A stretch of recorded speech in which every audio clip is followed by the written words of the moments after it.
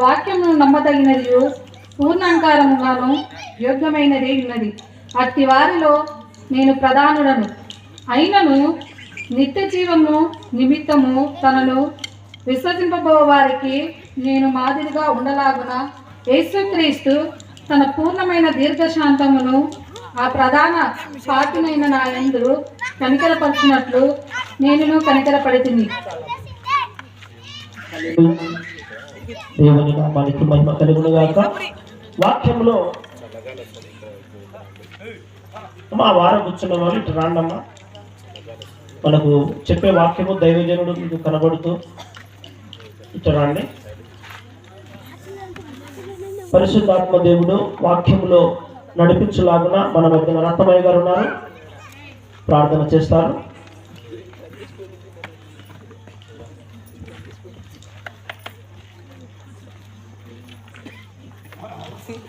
ప్రార్థన. మా ప్రియ పరలోకపు తండ్రి, మా దేవ, మీకు మా హృదయపూర్వకమైన వందనములు, కృతజ్ఞత, స్తుతి, స్తోత్రములు చెల్లిస్తూ ఉన్నాం. నిన్నటి దినము నుంచి మరి సువార్త కూడికలు జరుగుతుండగా మీ కృప ఉంచినందులకు స్తోత్రములు. అన్నగారు రాంబాబు గారు నిన్నటి దినాన చక్కటి వర్తమానమును అందించగా విన్న వారందరిలో కార్యమును జరిగించుము. నిన్ను విశ్వసించిన వారందరిలో ఆధ్యాత్మిక ఎదుగుదలను కూడా దయచేయము. పరిశుద్ధతలో నిలుచున్నట్లు, ఎందుకంటే మీరు పరిశుద్ధులు. మిమ్మల్ని విశ్వసించే వారందరూ కూడా పరిశుద్ధులుగా ఉండుటయే మీ యొక్క సంకల్పం, మీ చిత్తం. తండ్రి, అందరినీ దీవించి ఆశీర్వదించుము. వాక్యపక్షముగా నిలబడబోతున్న మీ దాసుని దీవించి ఆశీర్వదించుము. ఇంకొక సహోదరుణ్ణి కూడా మీరు దీవించండి. మా ప్రియ తండ్రి, చేరువచ్చిన ప్రతి ఒక్క బిడ్డను పేరు పేరు వరుసన దీవించండి. పిల్లలు మొదలుకొని పెద్దల వరకు నాయన మీరు దీవించి ఆశీర్వదించమని వేడుకుంటున్నాం. ఇప్పుడు అందించబో వాక్యంను కూడా మరి వినుచున్న వారిలో కార్యమును జరిగించండి. చక్కటి వర్తమానం చేత ఆదరించండి. పరిశుద్ధాత్మ సహాయమును అనుగ్రహించమని మహిమ, ఘనత, ప్రభావములు మీకే ఆరోపిస్తూ యేసుక్రీస్తు శ్రేష్టమైన నామంలో వేడుకుంటున్నాము తండ్రి, ఆమేన్. హల్లెలూయా. మన మధ్యన విపనగర్ల నుంచి సహోదరుడు జి కృష్ణ గారు ఉన్నారు. 10 నిమిషాలు వాక్యాన్ని అందిస్తారు. తర్వాత మళ్ళా రాంబాబు సార్ గారు వాక్యం అందిస్తారు. ఈ యొక్క సమయాన్ని సహోదరుడు కృష్ణ గారికి ఇస్తారు.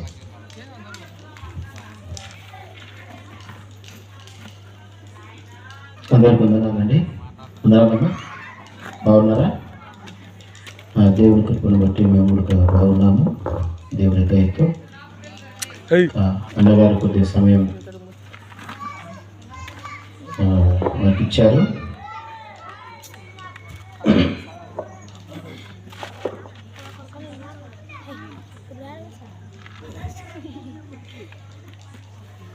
ఒక గతించిన సంవత్సరం అంటే 1 year బ్యాక్ అనుకుంటా మీ ఇద్దరిలోకి మేము వచ్చాము. మరలా మీ మధ్యలో మేము ఉండాలని, మీకు దేవుని వాక్యమును తెలియజేయాలని ఆసక్తితో మీ గ్రామానికి మేము వచ్చాము. మీరు చాలా ఆసక్తితో వాక్యము వింటారు అని నేను నా మనసులో అనుకున్నాను. కాబట్టి మీ గ్రామానికి మేము మరలా వచ్చాము. కానీ నాతోటి సహోదరులు వారు వేరే గ్రామాలకు వెళ్తున్నారు. ఏదేమైనా ప్రభు చిత్తము, దేవుని చిత్తము, అందరికీ వాక్యము యొక్క అందాలన్నదే దేవుని యొక్క ప్రణాళిక. సర్వలోకమునకు, సర్వ సృష్టికి దేవుని యొక్క రాజ్యస్వార్త ప్రకటింపబడాలన్నదే దేవుని యొక్క కోరిక. ఏ ఒక్కరు నశించుట దేవునికి ఏమీ లేదంటమ్మా, ఇష్టం లేదంట. అందుకే దేవుడు నరులారా తిరిగి రండి అని చెబుతూ ఉన్నాడు. ఎందుకంటే ఆయన పిల్లలము కాబట్టి మనమందరం. ఎవరి పిల్లలము? దేవుని పిల్లలము కాబట్టి నరులారా తిరిగి రండి అని దేవుడు మనవి చేస్తున్నాడు. కానీ భూమి మీద ఉన్న యొక్క నరులైతే వారికి ఇష్టం వచ్చినట్లుగా జీవిస్తూ ఉంటున్నారని మనము చూసి అర్థం చేసుకోవచ్చు. దేవుడు నోవాహు దినములలో యొక్క పరిశీలన చేసినప్పుడు, భూమి మీద తేరి చూసినప్పుడు మీరు ఒక వాక్యం విన్నారు, మీకు గుర్తుందా? నోవాహు గురించి నేను మీకు వాక్యం చెప్పాను, మీకు గుర్తుండొచ్చు, గుర్తుండకపోవచ్చు. కానీ దేవుడు ఆ యొక్క పూర్వకాల దినములలో నోవాహు కాలంలో ఇక భూమి మీద అందరినీ తేరి చూసినప్పుడు ఆయన దృష్టికి ఎవరు నీతిగా లేరంట. కానీ నోవాహు మాత్రమే దేవుని దృష్టికి నీతిమంతుడుగా అగపట్టాడు. అందుకోసమే నోవాహుని బట్టి ఆయన కుటుంబం అంతా రక్షింపబడింది. ఆయన పిల్లల ద్వారా వచ్చిన సంతానమే ఈ యొక్క జనమంతా. భూమి మీద ఉన్న మనుషులందరూ నోవాహు కుమారుల ద్వారా పుట్టిన వారే. నోవాహుకు ఎంతమంది కుమారులండి? 3 సంతానము. ఆ యొక్క 3 సంతానము ద్వారానే భూమి మీద ఉన్న జనులందరినీ మనము పరిశుద్ధ గ్రంథమును బట్టి యొక్క రూఢి పరచుకోవచ్చు. ఇది సత్యము. మనకు వాక్యము ఆ విధముగానే చెబుతుంది. భూమి మీద ఉన్న వారందరూ నోవాహు 3 బిడ్డల సంతానము. కాబట్టి ఆ యొక్క నీతిమంతుడైన నోవాహును దేవుడు చూచి ఆ యొక్క నీతిగా బ్రతికినాడు, దేవుని ఎడల భయభక్తులు కలిగి జీవించినాడని నోవాహు కుటుంబాన్ని రక్షించిన తర్వాత ఇక నోవాహు పిల్లల ద్వారా భూమి మీద ఉన్న జనులందరినీ ఇక మరల దేవుడు ఇక నోవాహు పిల్లలను దీవించాడు. మీరు ఫలించి అభివృద్ధి పొందండి అని దేవుడు ఆశీర్వదించినప్పుడు వారిలో ఉండి వచ్చిన గర్భఫలాలే ఈ భూమి మీద ఉన్న జనులందరూ. నోవాహు పిల్లల పేర్లు ఏమండి? షేము, హాము, యాపేతు. షేము, హాము, యాపేతు అనే 3 బిడ్డల సంతానమే ఇక భూమి మీద ఉన్న ప్రజలందరని మనం తెలుసుకోవచ్చు. కానీ దేవుడు నోవాహు పిల్లల్ని ఆశీర్వదించిన తర్వాత ఇక మీదట నేను భూమి మీదకి ఇక జలప్రలయము రప్పించనన్నాడు. ఎందుకంటే నరుని హృదయము ఎలాంటిదంట? బాల్యము నుండి చెడ్డదని దేవుడు తెలుసుకున్నాడు. వారు మాటి మాటికి చెడ్డగా ప్రవర్తిస్తున్నారు అని దేవుడు చూచినప్పుడు ఇంకా వారిని సంహరించాలని అనుకోలేదు. ఆయన హృదయములో నొచ్చుకున్నాడని దేవుని వాక్యము సెలవిస్తుంది. కాబట్టి ప్రియమైన దేవుని వారలారా, మనము దేవునికి విరుద్ధమైనది ఏది చేయకూడదని దేవుని యొక్క కోరిక. అందుకే తన ప్రియకుమారుని ఈ లోకానికి పంపించాడు. ఇక మనము పాపము చేసినప్పుడు మన పాపముల పరిహారార్థ కొరకు ప్రభువైన యేసుక్రీస్తుని ఈ లోకానికి పంపించాడు. ఆయన దేవుని ప్రియకుమారుడు అని దేవుడే చెప్పాడు.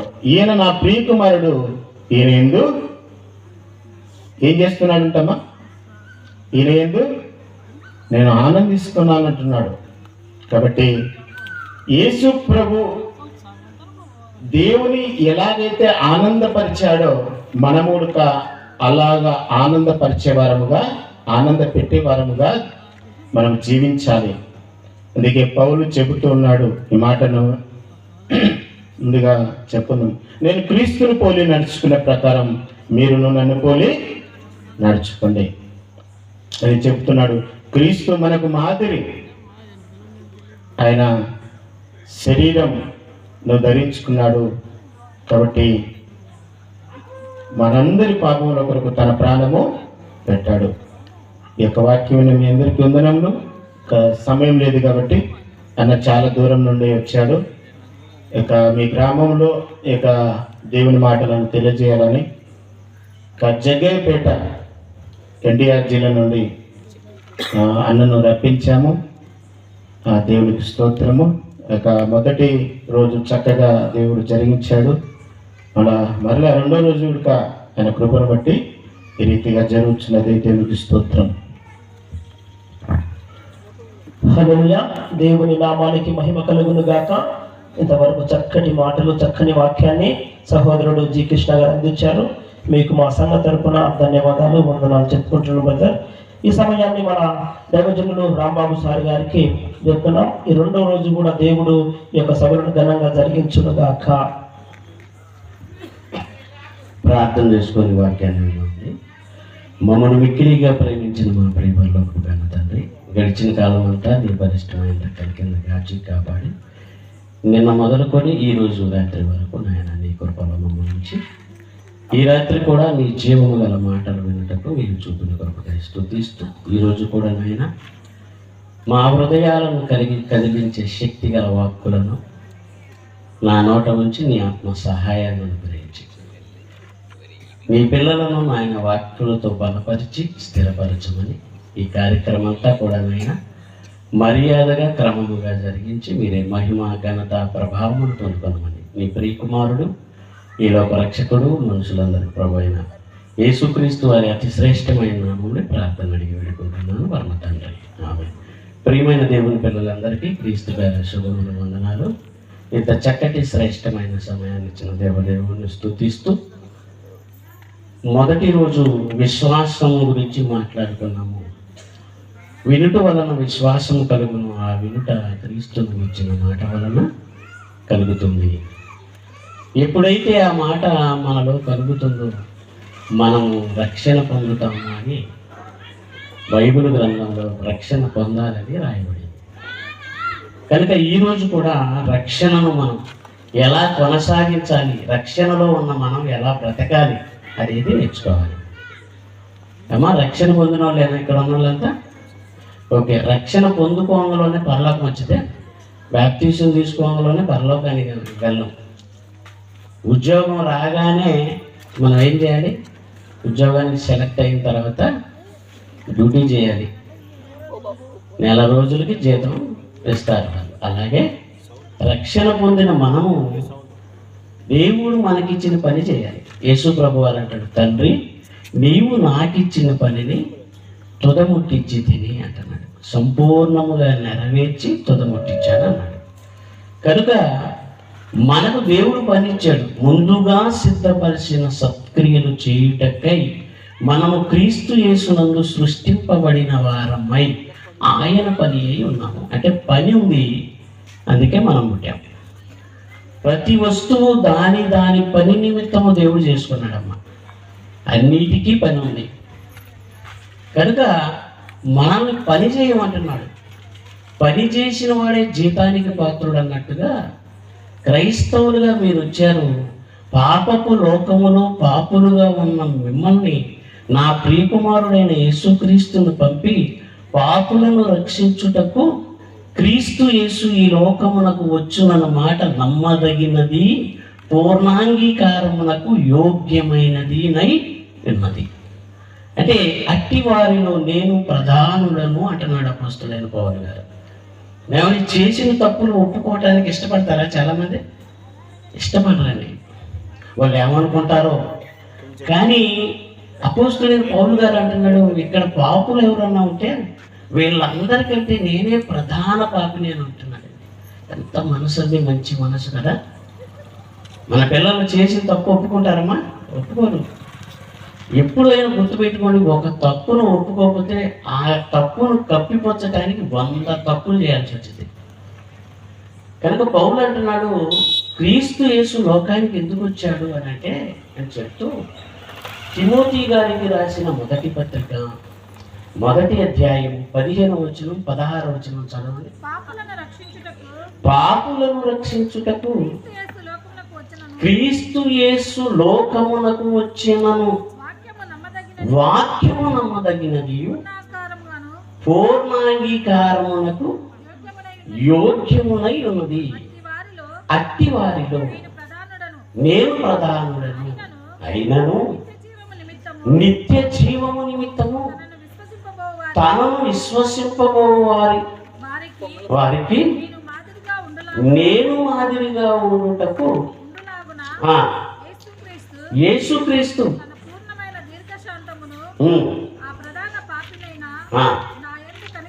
చాలు. ఆయన ఎందేనా మన ఎందు కూడా ఆయన గురించి చెప్పుకున్నాడు కాబట్టి నా ఎందు కనికరం చూపినని చెప్తున్నాడు. ఇప్పుడు యేసుక్రీస్తు ఎందుకు వచ్చాడు ఈ లోకానికి? పాపులను రక్షించటానికి వచ్చాడు. యేసుక్రీస్తు ఈ లోకానికి వచ్చాడని పౌలు గారు చెబుతుంటే, యేసు ప్రభు అండి ఈ లోకంలో పుట్టాడని చెబుతున్నారండి. అంటే బైబిల్లో ఉన్నదొకటి, చెబుతున్నదొకటి. మొన్నొకటి నన్ను అడిగాడండి, మీకు తెలుసో లేదు, పలనాడు, కర్నూలు, రాయలసీమ, కోనసీమ, ఆంధ్ర, తెలంగాణ, ఏమండి ఎక్కడ బేదరు, ఎక్కడ లంబసింగు ప్రాంతాలు దేవుని అత్యధికమైన కృప ద్వారా తిరుగుతున్నాను. నా వయసు ఎంత అండి? అని 43 సంవత్సరాలు. నువ్వు దేవుణ్ణి ప్రేమించి బైబిల్లో ఉన్నది ఉన్నట్టు చెప్పాలని నువ్వు ఇష్టపడ్డావనుకో, నా కొడుకుని చూడరా ఇన్ని దేశాలు తిరుగుతాను అంటాడు. నచ్చాలి ఆయనకి. ఏ ప్రాంతంలోకి పంపించాలో ఆయన నిర్ణయం చేస్తాడు. చదవాలి, బైబిల్ బాగా చదవాలి. ఒకడు అంటున్నాడు, మీ యేసు ప్రభు ఎన్నిసార్లు కొడతాడా? అయినా మీ యేసు ప్రభు బచ్చాగడ అన్నాడండి నన్ను. బచ్చాగడ అంటే తిప్పనుకోవాలి. బచ్చాగడ అంటే అర్థం తెలుసా? బొడ్డోడు, చిన్నోడు. ఇప్పుడు నేను అన్నాను, మా యేసు ప్రభు బచ్చా కాదు బడా అని చెప్పాను. గొప్పోడు, పెద్దోడు. ఆయన ఈ లోకంలో పుట్టినవాడు కాదండి, ఈ లోకంలోకి వచ్చినవాడు. మీరేమో పుట్టారనుకొని ఇంకా బాలయేసును చూద్దాం అనుకొని వస్తుంటారు క్రిస్మస్. ఇంకా బాలుడే. ఎక్కడున్నాడు బాలయేసు? పౌలు అంటున్నాడు, ఆయన పుట్టినవాడు కాదు, తండ్రి ఈ లోకానికి పంపితే వచ్చినవాడు. నేను చదివించాను కదండి, కాలము పరిపూర్ణమైనప్పుడు దేవుడు తన సొంత కుమారుని లోకమునకు పంపెను. ఇక్కడ కూడా ఏం చదువుకున్నాం? పాపులను రక్షించుటకు క్రీస్తు యేసు లోకమునకు వచ్చిన మాట నమ్మదగినది పూర్ణాంగీకారమునకు యోగ్యమై ఉన్నది అని అన్నాడు. యేసు క్రీస్తుని ఈ లోకానికి ఎందుకు పంపించాడు అంటే, ఆదాము చేసిన అతిక్రమమును కోరి పాపము చేయని వాడి మీద కూడా మరణం వేరింది. నా పిల్లలు మరణం ద్వారా నాకు దూరం అయిపోయారు, మళ్ళీ నా పిల్లలు నా యొద్దకు రావాలి అని దేవుడు తన సొంత కుమారుని పంపాడండి ఈ లోకానికి. బైబిల్లో ఉన్నది ఉన్నట్టుగా చెప్పాలి, కల్పన కథలు కాదు.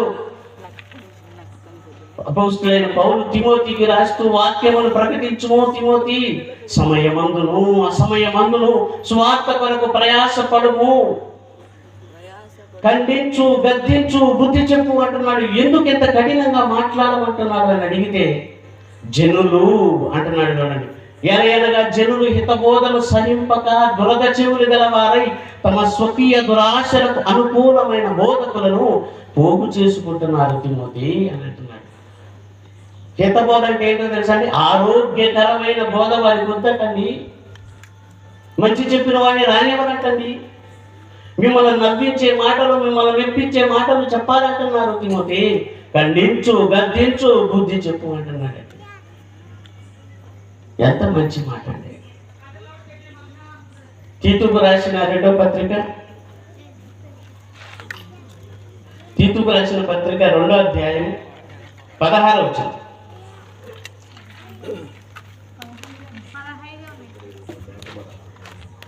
15, 16 చదువు. 15 3వ అధ్యాయంలో 15 వరకే ఉందమ్మా. ఒక్క నిమిషం. వీటిని గూర్చి బోధించుచు హెచ్చరించుచు సంపూర్ణ అధికారముతో దుర్బోధన ఖండించు అని ఉంటుందమ్మా. రెఫరెన్స్ నేను తర్వాత చెప్తాను. 15 చదువు. వీటిని గూర్చి బోధించుచు హెచ్చరించుచు సంపూర్ణ అధికారముతో దుర్బోధనను ఖండించుచు నుండుము. ఖండించుమా. ఇప్పుడు ఉన్నది బాగుంది, చక్కగా వింటారు. నిన్నెవరిని తృణీకరింపనీయకము అంటున్నాడండి. ఖండించాలి, గద్దించాలి, బుద్ధి చెప్పాలి. సంఘాన్ని ఎందుకు ఖండించమంటున్నాడు, గద్దించమంటున్నాడు, బుద్ధి చెప్పమంటున్నాడంటే జనులు హితబోధను సహించలేకపోతున్నారు. అందుకే ఎన్నో దుర్బోధనలు వచ్చాయండి. యేసుక్రీస్తు స్వరూపం రావాల్సిన మనకు యేసుక్రీస్తు స్వరూపం వచ్చిందంటారా? క్రైస్తవులకే ఏమో వచ్చిందా? క్రీస్తును ధరించుకున్నవాడు క్రైస్తవుడు. అంటే మనం బట్టలు ధరించుకుంటే ఏ రంగు ధరించుకున్నాం కనపడుతుందా లేదా? నేను గ్రీన్ షర్ట్ వేసుకున్నాను, కనపడుతుంది. మనం చూడగానే ఎవరు కనపడాలి అంటే యేసుక్రీస్తు కనపడాలంట. కనపడుతున్నాడు.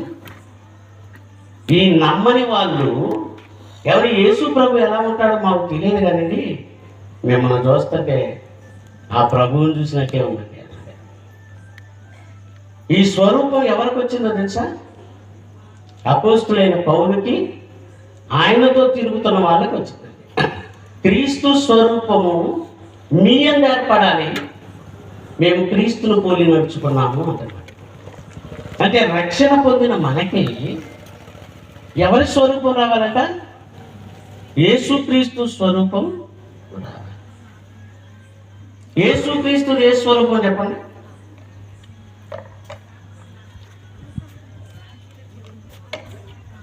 అమ్మా చెప్పగలరా ఎవరైనా? మీరే చెప్పలేకపోతే బయట వాళ్ళకి ఏం చెప్తారు మీరు చెప్పండి.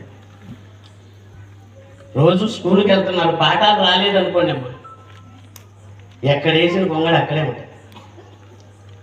ఒక పాప పుట్టింది ఒక తల్లిదండ్రులకి, బిడ్డ 20 సంవత్సరాలైనా సంఖలో పిల్ల లాగానే ఉంది, మర్రగుంచు పిల్ల. ఆ తల్లికి ఎంత బాధ ఉంటుందండి. అందరు పిల్లలు వయసుకొచ్చి ఆకారాల్లో ఉండి చక్కగా ఉద్యోగాలు చేసుకుంటుంటే ఈ పిల్ల ఇంకా సంఖలోనే ఉందండి. ఎంత బాధ ఉంటుంది తల్లికి. సంఘంలోకి వచ్చి 30 ఏళ్ళు అయింది, 20 ఏళ్ళు అయింది, 10 ఏళ్ళు అయింది. దేవుడు ఎవరో తెలియదు, దేవుని కుమారుడు ఎవరో తెలియదు, క్రీస్తు స్వరూపం అంటే ఏంటో తెలియదు. ఇలాగైతే ఎలా చెప్పండి? స్కూల్కి పిల్లలు పంపిస్తామండి, పాఠాలు చెప్పలేదనుకోండి, సత్యంగా ఏమంటాం? ఏమయ్యా నీకు 1000 రూపాయలు పోసి నేను చదివేస్తుంటే నా పిల్లగాడికి చదువు రాక ఏం చేస్తున్నాను అని అడుగుతామండి. మరి మిమ్మల్ని ఎవరు అడగాలండి? ఎవరు అడగొద్దా? పరలోకానికి వెళ్ళరా? క్రీస్తు స్వరూపం తెచ్చుకోరా? మీ వలన కాదా అన్ని జనులలో నా నామం దూషింపబడుతుంది? వీళ్ళండి క్రైస్తవులు భలే వాళ్ళ గురించి చెప్పామండి అనే స్థితిలో ఉందండి ఈరోజు క్రైస్తవ్యం. క్రైస్తవుడు అంటే నేను చెప్పాను కదా, భూలోకమును తలకిందులు చేయవాడండి, ప్రేమను పంచేవాడండి క్రైస్తవుడు అంటే. ఆయన నోరు తెరవగానే దయగల మాటలు వినటానికి పెద్దల కాడే వచ్చారండి జనాలు. ఆయన దయగల మాటలు, నీ నోరు తెరిస్తే దయగల మాట రావాలండి. ఏదండి క్రైస్తవం? ఎక్కడ వేసింది మొంగడి అక్కడే ఉండిపోయింది. క్రీస్తు స్వరూపం ఎవరో తెలుసా? దేవుని స్వరూపం. ఆయన దేవుని స్వరూపము కలిగిన వాడై ఉండి. ఇప్పుడు చెప్పండి, దేవుడు స్వరూపం? దేవుడు యేసుక్రీస్తుది దేవుడి స్వరూపం అని చెబుతున్నాడు కదా. మరి మొదటి మానవుడైన ఆదాముది ఎవరి స్వరూపం? దేవుని స్వరూపం. దేవుడు తన స్వరూపమందు తన పోలిక చొప్పున నరులను చేసెను. ఆత్మస్వరూపం గురించి చెబుతాను. ఈ బొమ్మలో ఉన్నాను చూసావు, రాంబాబు అనేవాడు ఈ బొమ్మ కాదు. ఈ బొమ్మలో ఉన్నది ఆత్మ, ఆడు రాంబాబు అంటే. ఆ రాంబాబు రూపం ఎవరిదే? దేవుని స్వరూపం, దేవుని పోలిక. మరి ఈ శరీర రూపం ఎవరిదో తెలుసా? మా నాన్నదే. మేము ఎనమండుగురు పిల్లల్లో మా బజారులో అంతా అంటారు, మా నాన్న వయసున్న వాళ్ళని, ఒరే ఎచ్చను మీ నాన్న నోట్లో నుంచి ఊడిపడ్డట్టు ఉంటావురా అంటారు. మా అమ్మాయి ఎన్నోసార్లు వాడు మా మా ఆయనలాగా ఉంటాడు, నా కొడుకు బహుత్ అలాగే ఉంటాడు అని చెప్పుకుంటాడు. ఆయన వయసులో ఎక్కడున్నాడు, గప్పటి జుట్టు వేసుకున్నాడు. వయసు అయిపోయిన తర్వాత జుట్టు ఊడిపోయింది. ఆయనకు ఉన్నట్టే నాకు ఊడింది. సేమ్ మీ నాన్నారా అంటాడు. అంటే ఏ పోలిక? శరీర పోలిక. ఆత్మ పోలిక తండ్రి. భూమి మీద శరీర సంబంధులైన తండ్రులు గర్జిస్తుంటే మీరు ఓర్చుకుంటున్నారు కదా, భయపడుతున్నారు కదా. మరి ఆత్మలకు తండ్రి అయిన వాడికి మరి ఎక్కువగా భయపడవలేను కదా, మరి ఎక్కువగా భయపడాలి కదా ఆత్మలకు తండ్రికి అని అంటున్నాడు. మన స్వరూపం ఎవరిదంటే దేవుని స్వరూపం. ఈ బొమ్మ కాదు నేను, బొమ్మలో నుంచి బయటికి రావాలి. అప్పుడు నేనేంటో నన్ను చూసుకునే అవకాశం నాకు మరణం ద్వారా కలుగుతుంది. అది అప్పుడు చూసుకునేదే నా స్వరూపం. యేసుక్రీస్తుకేమో దేవుడి స్వరూపం ఉంది. దేవుడి స్వరూపంలో ఉండవలసిన మనం ఎవడి ఆ స్వరూపాన్ని పోగొట్టుకున్నామండి. ఆదాము చేసిన అతిక్రమమును పోలి పాపం వచ్చిందండి మనిషిది. ఆదాము పాపం చేశాడు, నేను చేయకూడదు అనుకోవటం లేదండి మనిషి. ఆదాము చేశాడు కనుక నేను చేస్తాను అంటున్నాడండి. ఏమండి, ఎక్కడ ఒక్క మంచోని చూపించనండి, ఎవడు లేడండి. ఇదిగో ఆయన చెడిపోలేదా, ఈయన చెడిపోలేదా, ఈయన సిగరెట్లు దాగట్లేదా, ఆయన తాగట్లేదా, మంచోడు ఎవడుండండి అంటున్నారే తప్ప యేసు ప్రభు బ్రతికాడండి అని చెప్పగలుగుతున్నారా ఎవరైనా? యేసుక్రీస్తును ధరించుకున్నాము అనంటే యేసుక్రీస్తులా మనం ఈ లోకానికి కనపడాలి అంటున్నాడండి పౌలు. మీరు అపోస్తుల కార్యములు 2వ అధ్యాయము 40వ వచనం.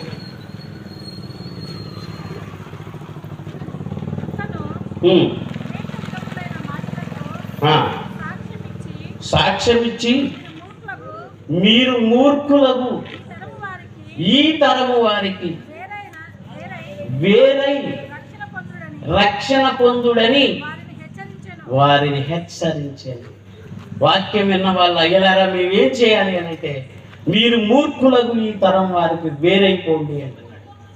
యేసుక్రీస్తులో రాకముందు తాగినోళ్ళు లేరా? యేసుక్రీస్తు రాకముందు దొంగలు లేరా? యేసుక్రీస్తులకు రాకముందు వ్యభిచారులు లేరా? ఎంతమందిని మారిపోయారండి యేసు ప్రభు కాలంలో.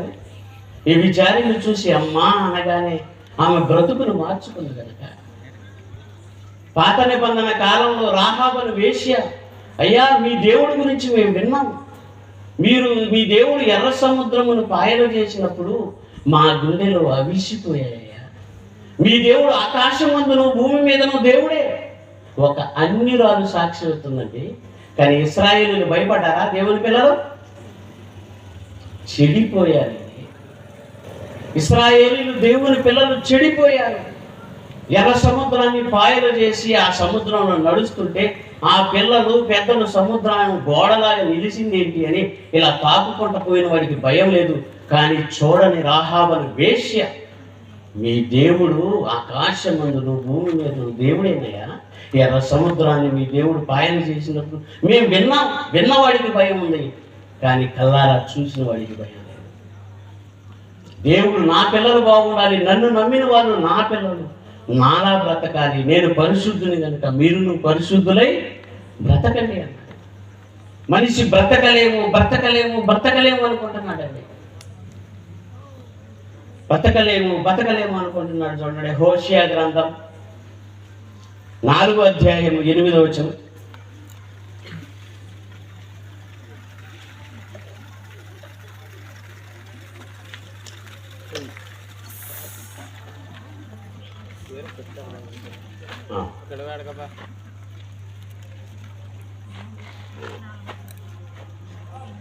నా జనుల పాప పరిహార బలి మాంసమును యాజకులు తిందురు గనక జనులు మరి అధికముగా పాపము చేయవలనని వారు కోరుదురు. ఏమండి జనులు ఎలా కోరుకుంటున్నారంట? జనులు పాపమును అధికముగా చేయనని కోరుకుందురు. కాబట్టి ఆ. జనులకు ఎలాగూ యాజకులను అలాగే సంభవించును. చాలా జనులంట పాపము అధికముగా చేయాలని కోరుకుంటున్నారట. అంటే ఓషియా గ్రంథంలోనే మనుషులు ఎలా ఉన్నారు అంటే పాపాన్ని అధికముగా చేయాలని కోరుకుంటున్నారు. అప్పుడు దేవుడు ఏం ఆలోచించాడంటే, నా జనులేంటి పాపం చేయకుండా ఉండలేమనుకుంటున్నారేంటి అని ఆలోచించాడండి. దేవుడు నా పిల్లలేంటి పాపం చేయకుండా ఉండలేమంటున్నారు, ఎవరి వల్ల కాదు పాపం చేయకుండా అసలు మనిషి బ్రతకలేమంటున్నారు. ఇప్పటికి కూడా చూడండి, యేసు ప్రభు బ్రతికాడు కదండి, అంటే ఆయన దేవుడు అండి. దేవుడు కాబట్టి బ్రతికాడు, మేము మనుషులు కాబట్టి పాపం చేస్తూనే ఉంటామని. మరి అపోస్తులైన పౌలు ఎలా బ్రతికాడు? ఆయన దేవుడా? ఏమని దేవుడు బతికితే గొప్ప ఏముందండి? రేపు దేవుణ్ణి మనమే అడుగుతాం, నీ కొడుకు దేవుడు కాబట్టి బతికాడండి, మేము మనుషులు మేము బతకలేమంటే ఏం సమాధానం చెప్తాడు? ఏం సమాధానం చెప్తాడండి? కనుక దేవుడు బతికితే గొప్ప కాదు. ఒక మనిషిని వలన పాపము, ఒక మనిషిని వలన జీవము అనుగ్రహింపబడింది అని అంటున్నాడు అపోస్తులైన పౌలు. యేసుక్రీస్తుని మనిషి, నరుడు, దేవుని కుమారుడు అని చెప్తున్నాడు. చూస్తాము 8వ అధ్యాయం నుండి. ఇప్పుడు మీరు చెప్పారు కదా, 4వ అధ్యాయము 8వ వచనం.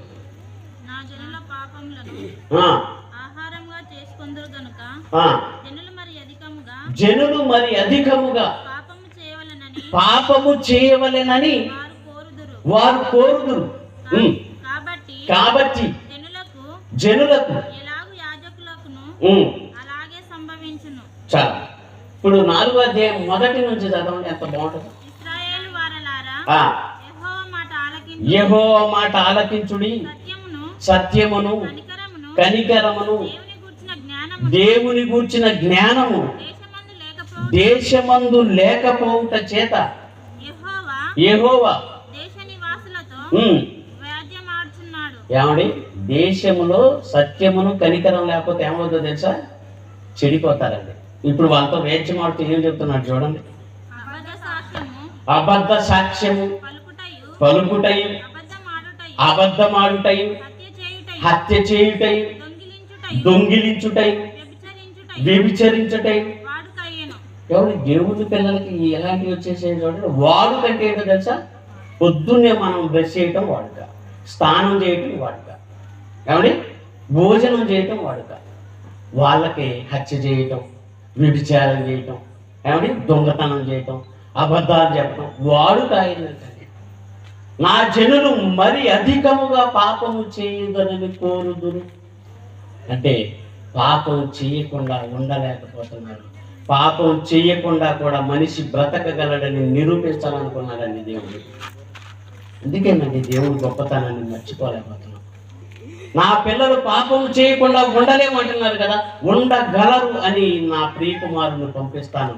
అసలు పాపుల మధ్య ఉండి పాపం అంటకుండా బ్రతకటం ఎంత గొప్ప విషయం చూపించాలనుకున్నాడండి.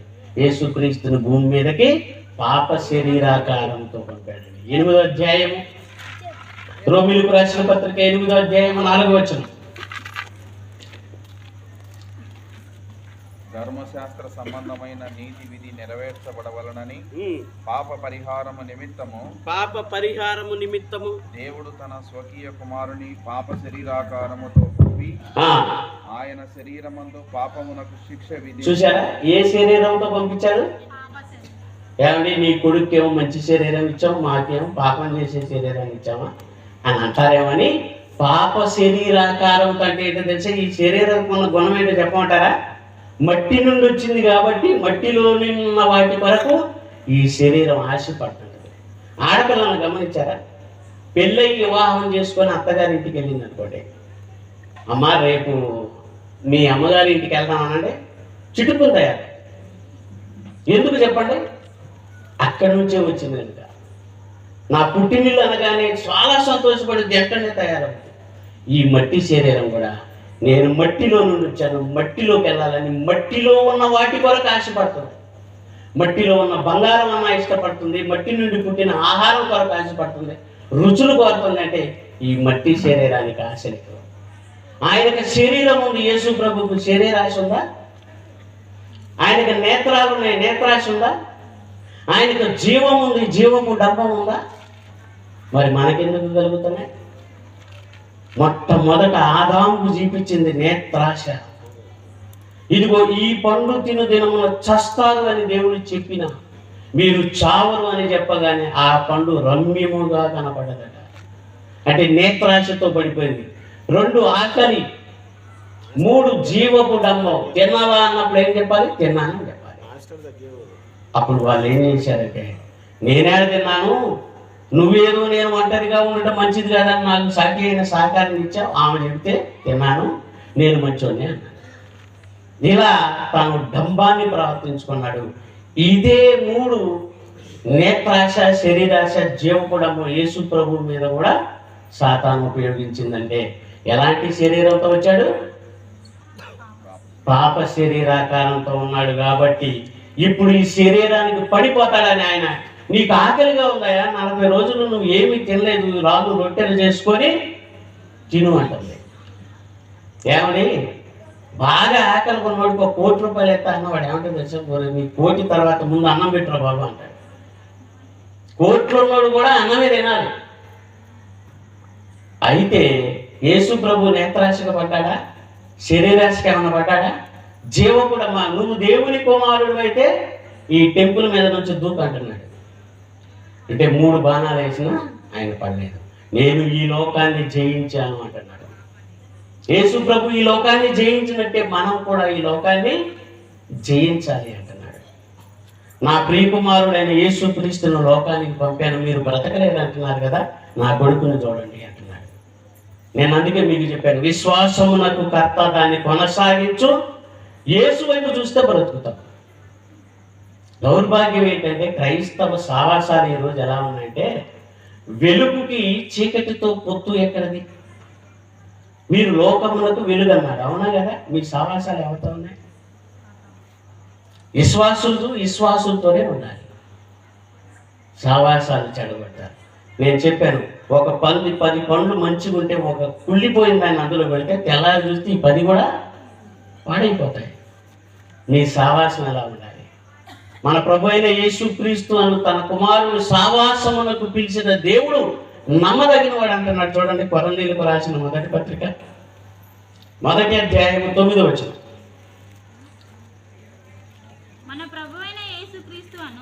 మన ప్రభువైన యేసుక్రీస్తు అను ఎవరంటున్నాడు? యేసు ప్రభుని తన కుమారుని సావాసమునకు మిమ్మును పిలిచిన దేవుడు నమ్మదగినవాడు. ఎవరమ్మా? నమ్మదగినవాడు. మనం ఎవరి సావాసంలో ఉండాలని పిలిచాడు దేవుడు? తన కుమారుని సావాసంలో ఉండాలి. ఉంటున్నామమ్మా సావాసం? అదే పరిశుద్ధుల సావాసం. సంఘము, సంఘ కాపరితో, సంఘ విశ్వాసులతో ఎక్కువ ఉండాలి. చదువుట ఎందును, ప్రార్థన చేయుట ఎందును అమ్మా ఎడతెగక వాళ్ళు ఉన్నారు. మనం ఉండగలుగుతున్నామా? ఎందుకు బ్రతకలేకపోతున్నాం చెప్పండి? యేసుక్రీస్తునందున్నవాడు నూతన సృష్టి అన్నాడు కదా.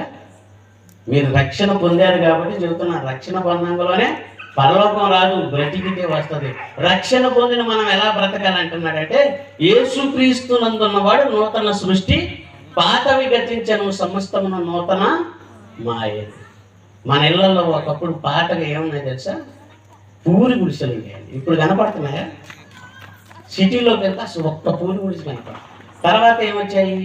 పెంకులు వచ్చాయి, తర్వాత రేకులు వచ్చాయి, ఇప్పుడేమో ఐరన్ రేకులు కూడా వచ్చాయి, చైనా రేకులు కూడా వచ్చాయి. డాబాలు 2 స్టేర్లు 3 స్టేర్లు, అబ్బో 200 స్టేర్లు దాకా వెళ్ళిపోయినాయి. ఇంట్లో డెవలప్ అయ్యాం, ఇల్లు కట్టుకోవటంలో డెవలప్ అయ్యాం అమ్మా, బట్టలు కట్టుకోవటంలో డెవలప్ అయ్యాం. ఒకప్పుడు బట్టలు చాలా తక్కువగా ఉండేవి, ఇప్పుడు బోల్డ్ బట్టలు నచ్చినట్టుగా. మగవాళ్ళు అయితేనేమో బ్యాగీ ప్యాంట్లు, స్కిన్ టైట్లు వాళ్ళకి ఇష్టం వచ్చినట్టు కుట్టించుకుంటున్నారు. బట్టల్లోనే డెవలప్ అయ్యాం. ఒకప్పుడు మనం ఒడ్లు దంచుకొని మా అమ్మలు రోట్లో దంచుకొని ఒరే నీ దంచిందాక కట్ట ఉన్నాను అనేది మా వయసులోనే. ఆమె దంచేది ఎప్పుడు, వండేది ఎప్పుడు, పండుకుంటే 12, 11 అయ్యి ఒక్కోసారి లేపి అన్నం తినండి రా అనేది. అప్పుడు ఏం తింటామండి? ఇప్పుడు ఏం చేస్తున్నాం? రైస్ మిల్లులు వచ్చాయి, చక్కగా మిల్లులు వేస్తున్నాం, వెంటనే తెచ్చుకుంటున్నాం, రెడీమేడ్గా వండుకొని తింటున్నాం. నీళ్ళల్లో కూడా ఒకప్పుడు ఎక్కడికో వెళ్ళి మోసుకొని రాదు, ఇప్పుడు పైప్ లైన్లు వేసారు. అన్నిట్లో డెవలప్ అవుతున్నాం కదా. ఎవరి పచ్చళ్ళ నూరుకుంటున్నారు, ఇప్పుడు నూరుకుంటున్నారా? మిక్సీలు పట్టుకుంటున్నారు. ఇప్పుడు కుర్చీలు కూడా మారిపోయాయి. వెనక కుర్చీలు ఉన్నాయా, ఫైబర్ కుర్చీలు వచ్చాయి. అన్నిట్లో మార్పు వచ్చింది, బ్రతుకులో మార్పు రాలేదు. ఏంటంటే ఎవరి వెళ్ళి 10 సంవత్సరాలు అయిందండి చర్చికి. ఇప్పుడు నోరు తెరిచిందంటే అమ్మో ఆ మాటలు వినలేవండి అని అంటలేదా?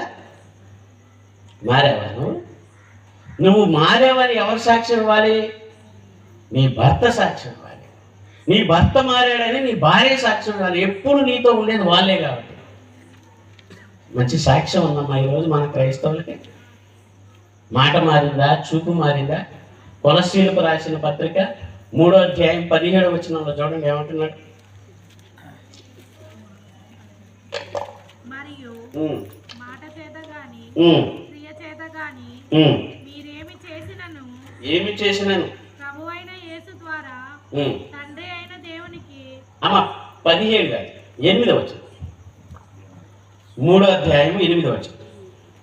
ఇప్పుడైతే మీరు కోపమును. క్రైస్తవులకు చెప్తున్నాడు, బాప్తిసం పొందారు కమ్మా, ఇప్పుడు దేవుని పిల్లలయ్యారు. ఇప్పుడైతే మీకు కోపము, ఆగ్రహము, దుష్టత్వము, దూషణ, మీ నోట బూతులు అని వీటన్నిటిని విసర్జించండి అంటున్నాడు. విసర్జన అంటే తీసి పారేయడం. మన ఇంట్లోకి ఉదాహరణ చెప్తాను. పౌలు గారు అంటాడు, మీరు శరీరేచ్ఛను చంపివేయండి, లేకపోతే అవి మిమ్మల్ని చంపివేస్తాయి. ఈ మాట మీకు అర్థమైందమ్మా? మన ఇంట్లోకి పాము వచ్చింది అనుకోండి, పాము వస్తే ఇంట్లో కూర్చుంటామమ్మా, పర్లేదులే దాని పని అది చేసుకుంటే మన పని మనం చేసుకుంటాం అంటారా? ఎందుకు అనరు? ఎందుకు ఇంట్లో నుంచి బయటకు వస్తారు? అది కాటేస్తే చచ్చిపోతాం కాబట్టి. కనుక ఒక పాము ఇంట్లోకి వస్తేనే మనం ఇంట్లో ఉండట్లేదు కదా. మరి ఈ శరీరేచ్ఛలను మనం చంపేసుకోకపోతే అవి మనల్ని చంపుతాయండి. ఎందుకు పౌలు గారు శరీరేచ్ఛలను చంపివేయండి, శరీరానుసారమైన మనస్సు మరణము, కాబట్టి ఆత్మానుసారమైన మనస్సు జీవమును అంటున్నాడు. ఈరోజు చూడండి, క్రైస్తవులు ఎంతమంది ఉన్నారా? దేవుని వాక్యం కంటే గొప్పది ఏదన్నా ఉందా? వెండి, బంగారు, రత్న రాసులు ఎన్ని ఉన్నా వాక్యంతో ఏది సమానం కాదన్నాడు. అర్థమవుతుందా? అలాంటి గొప్ప వాక్యం వినడానికి ఎవరు వచ్చారు? మీరు కొంతమందే వచ్చారు. మీతో చెప్తున్నాడు, అన్నిట్లో మార్పు వస్తున్నాయి కదా, మరి మీ మనసు ఎందుకు మారట్లేదు? మారు మనస్సుకు తగిన ఫలము ఫలించండి, లేకపోతే ఇప్పుడే గొడ్డలి చెట్టు వేరునుంది. ఎవరా చెట్టు?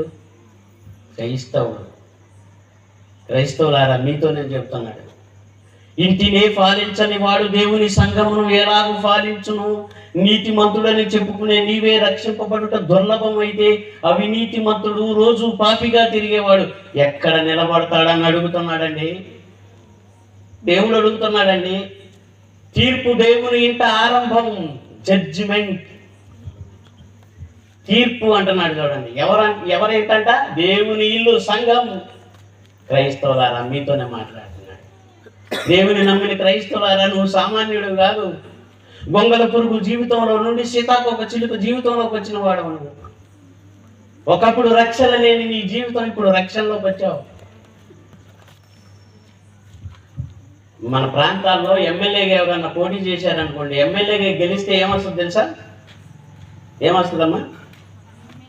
ఆయన ఉండటానికి క్వార్టర్స్, ఆయనకు ఒక గన్మ్యాన్, మంచి హోదా. మనం బ్యాప్టిజం తీసుకోవాలని మనకేమొచ్చింది? అప్పుడు వాడికి చేసిన పాపాలన్నీ క్షమింపబడ్డాయి.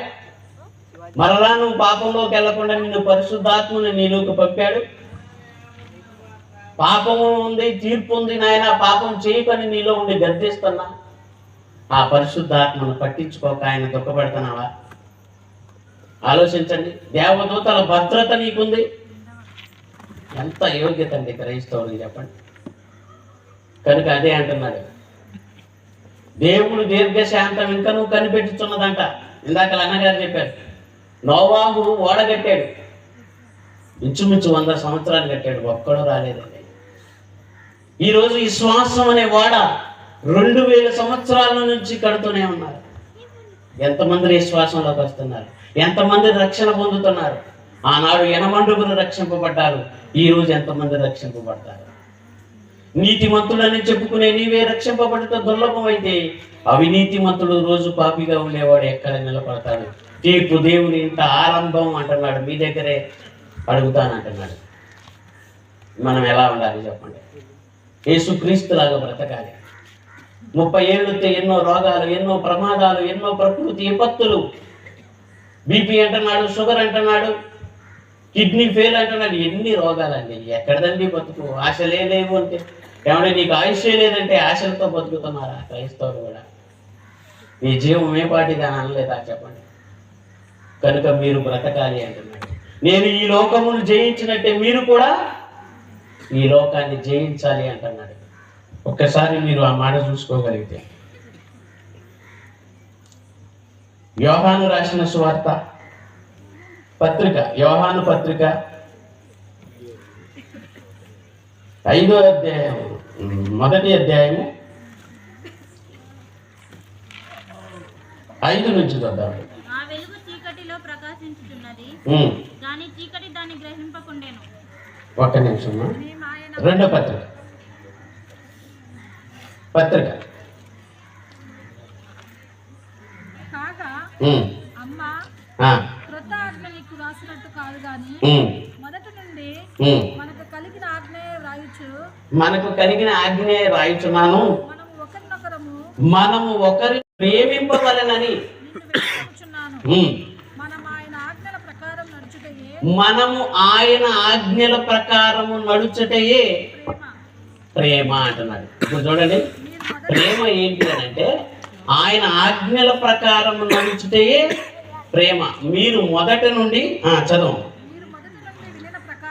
మీరు మొదట నుండి వినిన ప్రకారము ప్రేమలో నడుచుకొనవలెనని ఆ ఆజ్ఞ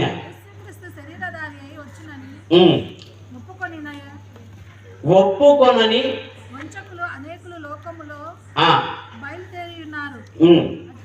అట్టి వాడే వంచకుడును క్రీస్తు విరోధునై ఉన్నాడు అన్నాడు. అంటే ఈ సంఘానికి ఏం చెప్తున్నాడంటే, అమ్మా సత్య ప్రేమలు మీ ఎందుండగా నాకు ఎక్కువైన సంతోషం ఏమీ లేదంటే సత్యములో నడుచుకుంటున్నారు అని చెప్తున్నాడు అనమాట. అంటే యేసుక్రీస్తు వారు కూడా ఈ 2వ పత్రికలో చూద్దాం. యోహాను రాసిన 2వ పత్రిక అండి, 2వ అధ్యాయము, అదే 2వ వచనం. నేను మాత్రమే గాక సత్యం ఎరిగిన వారందరూ మనలో నిలుచుచు మనతో ఎల్లప్పుడూ ఉండు సత్యమును బట్టి మిమ్మల్ని నిజముగా ప్రేమించుచున్నాము. ఓకే,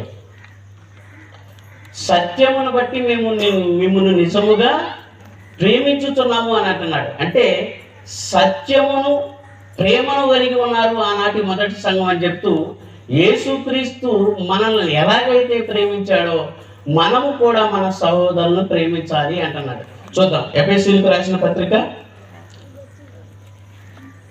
అది ఇది 2వది నేను చూపిస్తాను.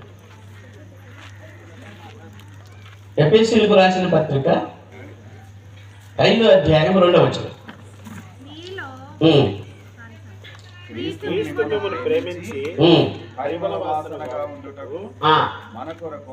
మన కొరకు తన్ను తాను దేవునికి అర్పణముగాను బలిగాను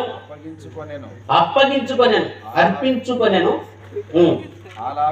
అలాగుననే మీరును ప్రేమ కలిగి నడుచుకొనుడి అంటున్నాడు. అలాగుననే మీరు కూడా ప్రేమ కలిగి నడుచుకోండి అంటే యేసుక్రీస్తు మనల్ని ప్రేమించి తన ప్రాణాన్ని ఎలాగైతే పెట్టాడో మనము కూడా మన సహోదరుల నిమిత్తము ప్రాణము పెట్టబద్దులమై అంటున్నా చూడండి. 3వ అధ్యాయం 16వ వచనం. అదే పత్రిక 16. మీరు అంతరంగ పురుషుని యందు శక్తి కలిగి ఆయన ఆత్మ వలన బలపరచబడినట్లుగాను క్రీస్తు మీ హృదయములలో అన్న మొదటి యోహాను 3వ అధ్యాయం పత్రిక ఆయన మన నిమిత్తము తన ప్రాణమును పెట్టిన గనుక దీని వలన ప్రేమ ఎట్టిదని తెలుసుకొనుచున్నాము. మనము కూడా మన సహోదరుల నిమిత్తము మనము ప్రాణమును పెట్టబద్దులమై ఉన్నాము అంటున్నాడు. ఇప్పుడు చూడండి, యేసుక్రీస్తు ఎలాగైతే మన కొరకు ప్రాణం పెట్టాడో మనం కూడా క్రైస్తవులు ఏం చేయాలి? మన సహోదరుల నిమిత్తము ప్రాణము పెట్టబద్దులమై ఉన్నాము అంటున్నాడు. ఎప్పుడైతే మనం ప్రాణం పెడతామో, ఏమండి, యేసుక్రీస్తు ఎలాగైతే మన కొరకు తన ప్రాణాన్ని పెట్టాడో మనము కూడా మన సహోదరుల నిమిత్తం ప్రాణం పెట్టబద్దులమైనా అంటే మన ప్రాణాన్ని మనం కూడా పెట్టాలి. అంటే యేసుక్రీస్తులాగా శిలువలో చనిపోవాలంటే కాదు. దేహానికి ప్రాణము రక్తము, ఆ రక్తము మనం పనిచేస్తుంటే చెమట రూపంలో వెళ్ళిపోతుంది. అంటే మన సహోదరుని కాపాడుకోవటానికి సువార్తను జరిపించాలి, సువార్తను ప్రకటించాలి అని చెబుతున్నాడు. అర్థమవుతుందమ్మా మీకు? కనుక యేసుక్రీస్తుకు దేవుడు విజయాన్ని ఇచ్చాడు, మనకు కూడా విజయాన్ని ఇస్తాను అంటున్నాడు. చూడండి, కొరంథీయులకు రాసిన మొదటి పత్రిక 15వ అధ్యాయము 55 నుంచి 57 వచనాలు చూద్దాం. విజయమందు మరణము మింగివేయబడిందని వ్రాయబడిన వాక్యము నెరవేరును. ఓ మరణమా నీ విజయం ఎక్కడ? ఓ మరణమా నీ ముళ్ళు ఎక్కడ? మరణపు ముళ్ళు పాపము, పాపమునకున్న బలము ధర్మశాస్త్రము అయినను మన ప్రభువైన యేసుక్రీస్తు మూలముగా మనకు జయము అనుగ్రహించుచున్న దేవునికి స్తోత్రము అంటున్నాడు. యేసు ప్రభుకు జయాన్ని ఇచ్చింది ఎవరు? సాతాను మీద. ఏమండి, ఇప్పుడు పౌలు గారు ఎవరికి స్తోత్రాలు చేస్తున్నాడు చెప్పండి? యేసుక్రీస్తు గారు నా దేవునికి. మళ్ళీ చదవండి, మన ప్రభు అయిన యేసుక్రీస్తు నందు మనకు జయము అనుగ్రహించిన దేవునికి స్తోత్రము అంటున్నాడు. అంటే సాతాను పైన యేసుక్రీస్తుకు విజయాన్ని ఇచ్చింది ఎవరంటే దేవుడు అంటున్నాడు. ఆ దేవుడు స్తుతింపబడాలి అంటున్నాడు. కొరంథీయులకు రాసిన 2వ పత్రిక 2వ అధ్యాయము 14-15 వచనాలు. క్రీస్తునందు మమ్మను ఎల్లప్పుడూ విజయోత్సవముతో ఊరేగించుచు మా ద్వారా ప్రతి స్థలమందు ఆయనను కూర్చున్న జ్ఞానము యొక్క సువాసనను కనపరుచుచున్న దేవునికి స్తోత్రం. ఇప్పుడు మళ్ళీ ఏమిటి దేవునికి స్తోత్రం చెప్తున్నాడు? మా ఫస్ట్ కానీ చదువును.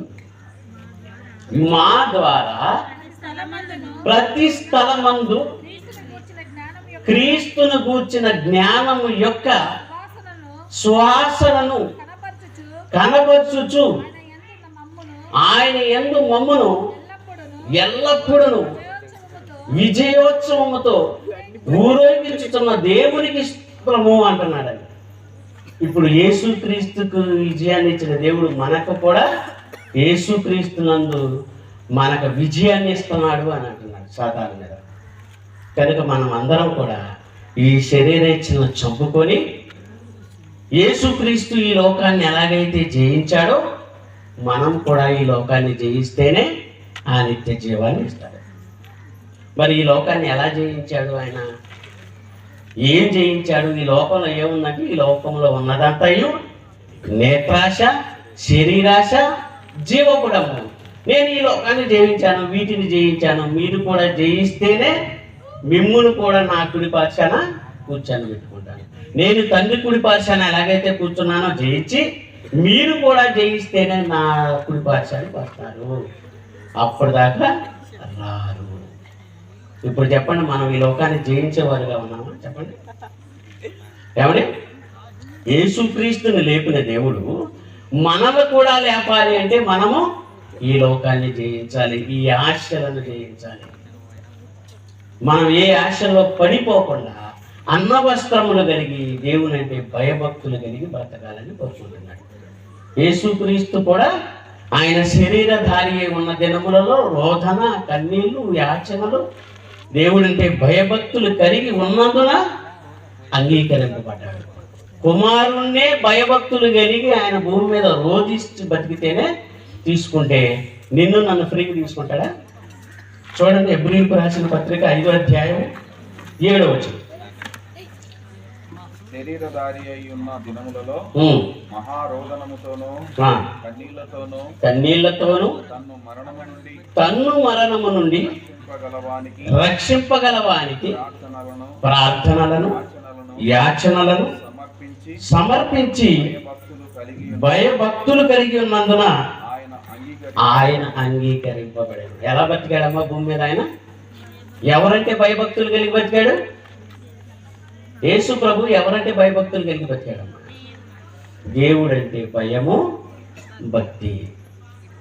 అందుకే యేసుక్రీస్తు దేవుని కుమారుడని ఎవడైతే విశ్వాసిస్తాడో వాడు ఈ లోకమును జయిస్తాడని రాయబడింది.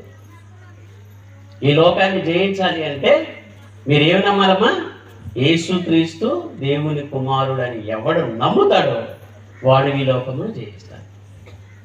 ఇప్పుడు యేసుక్రీస్తు ఈ లోకాన్ని జయించి మనతో ఏమంటున్నాడంటే, నేను జయించిన ప్రకారం మీరు కూడా జయించండి అంటున్నాడు.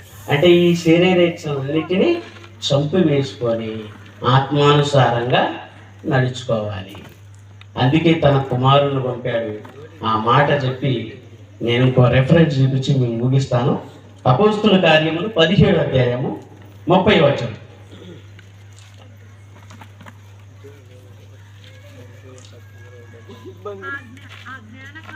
ఆ అజ్ఞాన కాలములో దేవుడు చూచి చూడనట్టుగా ఉండెను.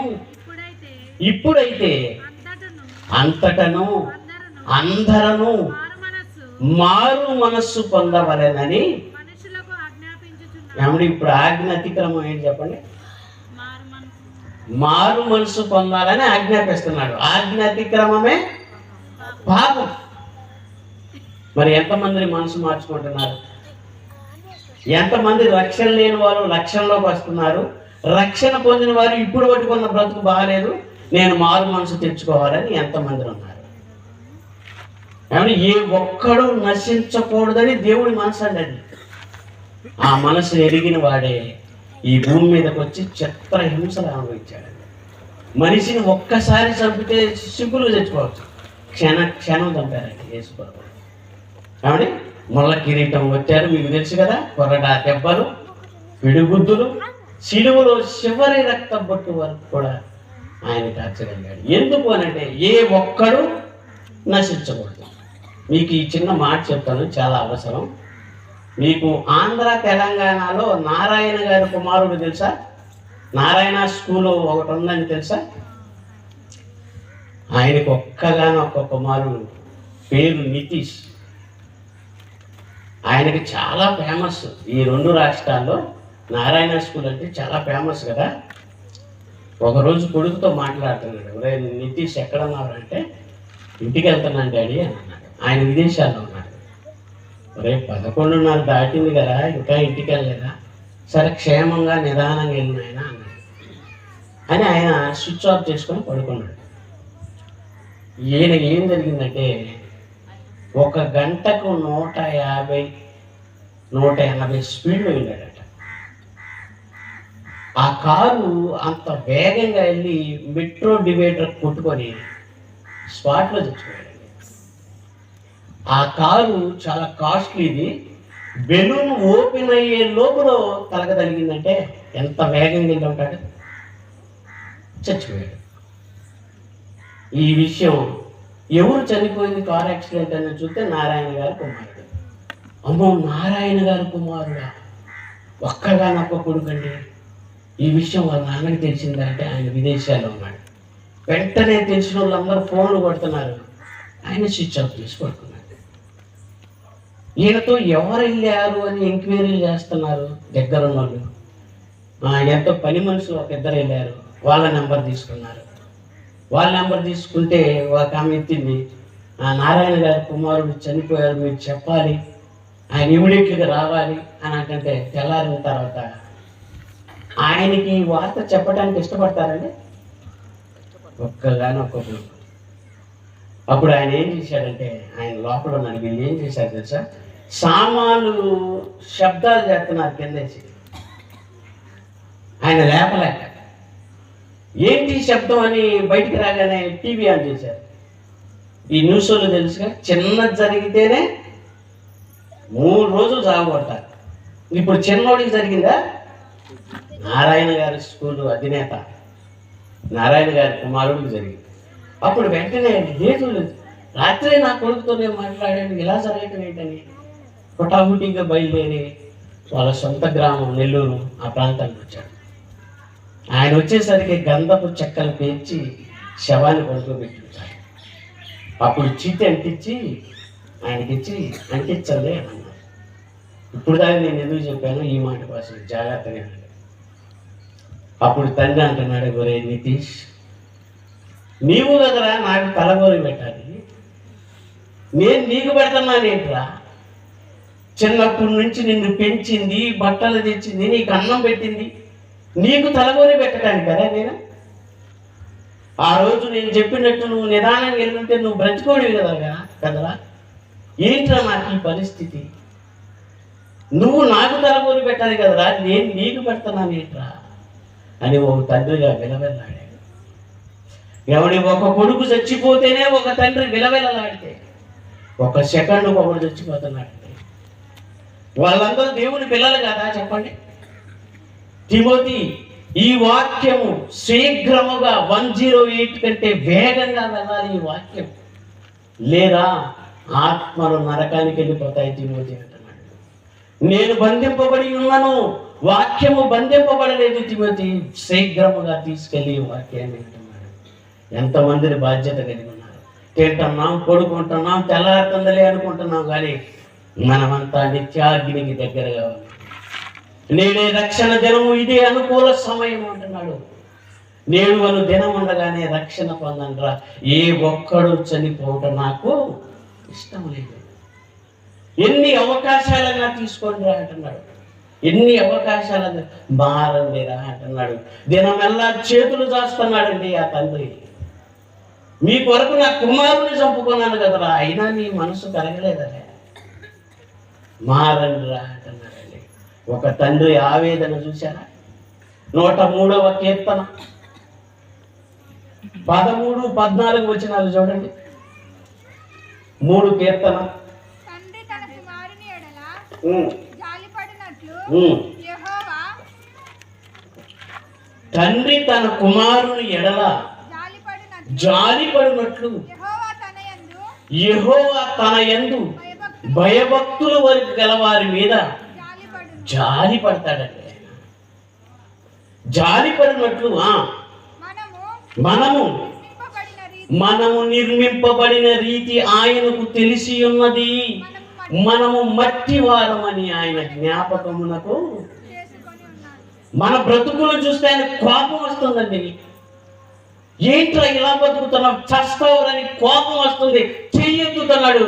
వద్దులే, మట్టివాడులే, బ్రతుకుతాడులే అని అణుచుకుంటున్నాడండి కోపాన్ని. ప్రతి దినము కోపపడు దేవుడు ఎందుకు దీర్ఘశాంతంతో ఉన్నాడో తెలుసా? మీరందరూ రక్షింపబడాలిరా, నా కొడుకును పంపినా మీరు మారరా, తీసుకోండిరా, ఎన్ని అవకాశాలైనా తీసుకోండిరా, ఆయుష్ లేదురా మీకు, మీ ఆయుష్ ఆవిరి వంటిదిరా అని చెప్పాడు కదండి యాకోబు 4:14. నేడైనను రేపైనను ఒకానొక పట్టణము పోయి 1 సంవత్సరం ఉండి లాభము సంపాదించుకుందాము రండి అని చెప్పుకున్న వారులారా, మీ జీవం ఏపాటిది, మీరు కొంతసేపు కనపడి అంతలో మాయమయ్యే ఆవిరి వంటి బ్రతుకు కాదా అంటున్నాడండి. ఆయుష్యే లేదంటే ఆశలు ఎందుకండి చెప్పండి? ఒక పౌలు అంటున్నాడు, నాకు ఆశ ఉందయ్యా, నేను క్రీస్తుతో కూడా వెడలి వెళ్ళవలనన్న ఆశ నాకుంది, మిమ్మును బట్టి నేను ఈ భూమి మీద ఉంటున్నాను. నా ఆశ ఏంటో తెలుసా? నేను మృతులలో నుండి లేవాలి, నేను బ్రతకాలి, నేను బ్రతకాలి, నేను బ్రతకాలి అంటున్నాడు. ఒక క్రైస్తవుడిగా నీకు ఆరాటం ఉందా? ఓ గొంగల పురుగులు చూడండి, ఈ శీతాకాలంలో గొంగల పురుగులు వస్తుంటాయి, అది ఎంత కాపాడుకుంటుందో తెలుసా తన జీవితాన్ని?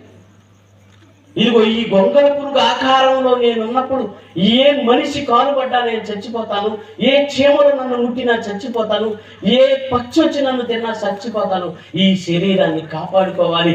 ఈ శరీరంలోనే మరొక శరీరం ఉంది, అది సీతాకోక చిలుక శరీరం అనుకుని తన జీవితాన్ని కాపాడుకుంటుందండి. అది అలా కాపాడుకుంటూ వాళ్ళ ఇంటి గోడలో ఒక మూలకెళ్ళి ఒక గూడు కట్టుకొని ఆ గూటిలో నిద్రపోతుంది. 21 రోజు తర్వాత ఆ శరీరాన్ని చీల్చుకొని మరో ఆకారం వస్తుంది, అదే సీతాకోక చిలుక ఆకారం. మీరు వాటికంటే శ్రేష్ఠులు కారా అంటున్నాడు. ఈ మట్టి జీవితమే భాగ్యం అనుకుంటున్నారా? మహా జీవితం ఉందరా? నా కుమారుడైన యేసుక్రీస్తులా మీరు బ్రతకండి. ఆయన బ్రతికినట్టు బ్రతికితే యుగ యుగాలు బ్రతుకుంది మీకు అంటున్నాడండి. యుగ యుగాలు బ్రతుకుతామండి. ఆకలి దప్పులు లేని జీవితం అండి. కన్న తండ్రిని చూసుకునే భాగ్యం అండి. మన కొరకు ప్రాణం పెట్టిన యేసుక్రీస్తును కూడా చూసుకునే గొప్ప భాగ్యాన్ని ఈ చిన్న జీవితం కోసం పోగొట్టుకుంటున్నామండి. ఈ చిన్న జీవితం హార్ట్ అటాక్ వచ్చినా ఈరోజు చచ్చిపోవచ్చు, రేపు నాయన గుండె పట్టి లేదా గ్యాస్ పట్టినా చనిపోతారండి. నిన్న మీ ఊరికి రాకముందు మా ఊర్లో ఒక్కరోజే 4 గ్యాస్ పట్టి చనిపోయారండి, యవ్వనస్తులండి. క్రైస్తవులారా, ఈరోజు దేవుడు మిమ్మల్ని హెచ్చరిస్తున్నాడు. మనము మట్టి వారమని ఆయన జ్ఞాపకమునకు తెచ్చుకొనుచున్నాడు. ఆయన మనలను మట్టి వారు అంటే జ్ఞాపకం తెచ్చుకుంటున్నాడు. అసలు మట్టి వారం అని ఎవరి జ్ఞాపకం ఉండాలి? మనకు జ్ఞాపకం ఉండాలి కదా. నేను మట్టి వాడిని కదా, నా బ్రతుకు ఏ పాటిది? ఒక కుండ చేతిలో నుంచి కింద పడితే పగిలిపోతుంది కదా. అక్కడి నుంచి చదవండి ఎంత బాగుంటుందో.